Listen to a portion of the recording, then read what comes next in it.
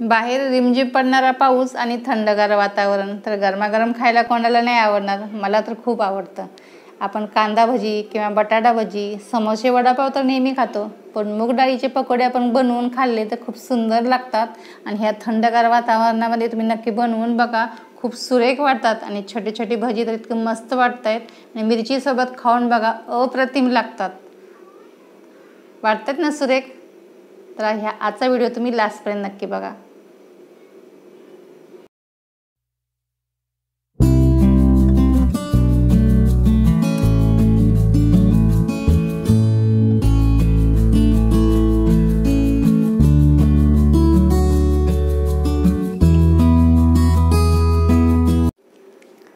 नमस्कार, मी सुनीता। अनोखी चवमध्ये तुम्हा सर्वांचं खूप खूप स्वागत। पावसाळ्याचा सीझन आणि थंडगार वातावरण, मग गरमागरम काहीतरी व्हायलाच पाहिजे। तर आज आपण मूग डाळीपासून पकोडे कसे बनवायचे ते पाहणार आहे। याला तुम्ही भजी सुद्धा बोलू शकता। तर मग कशी बनवतात त्याची आपण रेसिपी स्टार्ट करूया। मूग डाळीचे पकोडे बनवण्यासाठी इथे मी 1 कप मुगाची डाळ घेतलेली आहे। डाळ अशा प्रकारची असते, मुगाची एकदम अशी बारीक असते। तर ही डाळ आपल्याला पहिली स्वच्छ धुवून घ्यायची आहे। त्यासाठी इथे मी एक काचेचं बाउल घेतलेलं आहे। ते बाउलमध्ये ओतून त्याच्यामध्ये पाणी ओतून 2 ते 3 वेळा छान धुवायची। अशी चोळून चोळून धुवायची, कारण केमिकल वगैरे असतं म्हणून स्वच्छ धुवायची।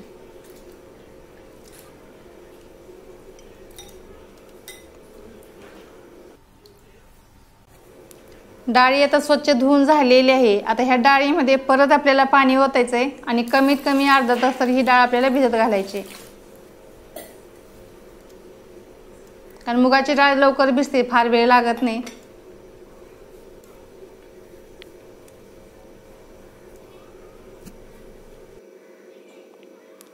मुगाच्या डाळीला आता जवळजवळ अर्धा तास झालेला आहे। आपण आता खोलून पाहूया।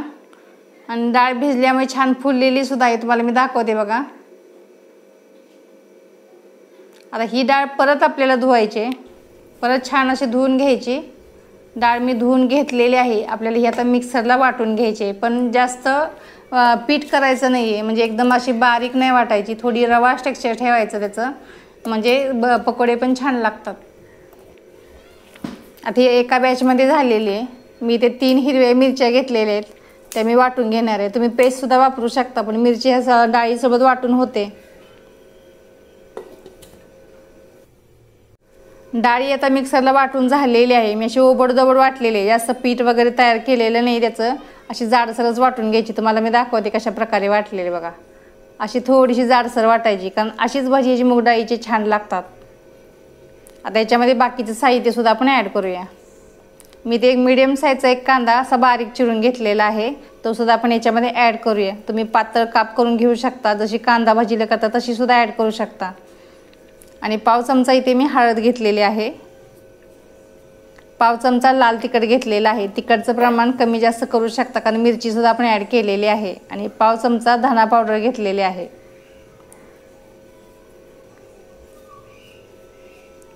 आणि इथे पाव चमच्यापेक्षा पण कमी मी इथे खायचा सोडा घेतलेला आहे, कारण भजी फुलतात छान। आणि अर्धा चमचा मी ओवा घेतलेला आहे, तो क्रश करून टाकूया, कारण ओव्यामुळे भजी खूप छान लागतात। आणि बारीक चिरलेली मुठभर कोथिंबीर घेतलेली आहे, ती सुद्धा आपण याच्यामध्ये ॲड करूया, कारण भज्यांना खूप छान टेस्ट येते। आणि ते चवीनुसार मीठ घ्यायचं आहे, ते मी अर्धा चमचा मीठ घेतलेला आहे। आता हे सर्व आपण मिश्रण मिक्स करून घेऊया।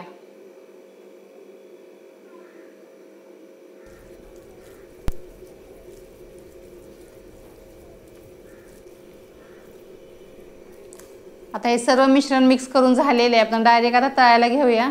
गॅसवरती मी ऑलरेडी तेल गरम करायला ठेवलेलं आहे। तेल गरम झालं का ते सुद्धा पाहूया।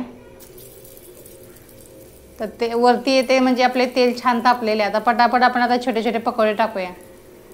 आणि याच्यामध्ये मसाले तुमच्या मनावर आहे काय काय ॲड करायचे, तर तुम्ही मनानेही टाकू शकता, पण सिंपल ही भजी छान लागतात।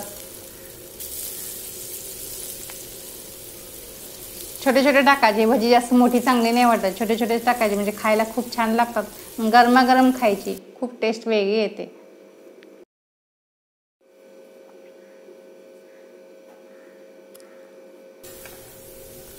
असं मध्ये मध्ये लक्ष ठेवायचं, मध्ये मध्ये अशी पलटी करत राहायची. आपल्याला गोल्डन ब्राऊन कलर येईपर्यंत आपल्याला फ्राय करून घ्यायचे. एकदम कुरकुरीत तळायचे, म्हणजे खायला पण खूप छान लागतात. मग गरमागरम खायचे, मस्त लागतात.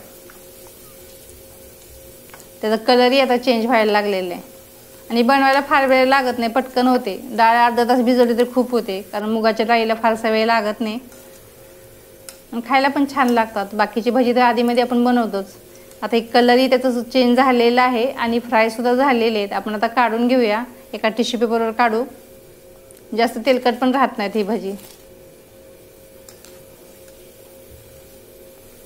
किती सुरेख वाटतात बघा. उरलेली अशाच प्रकारे आपण फ्राय करून घेऊया. ही भजी जेव्हा आपण घरी बनवतो आणि घरातले सगळे मेंबर एकत्र असले तर खायला तर खूप मजा येते.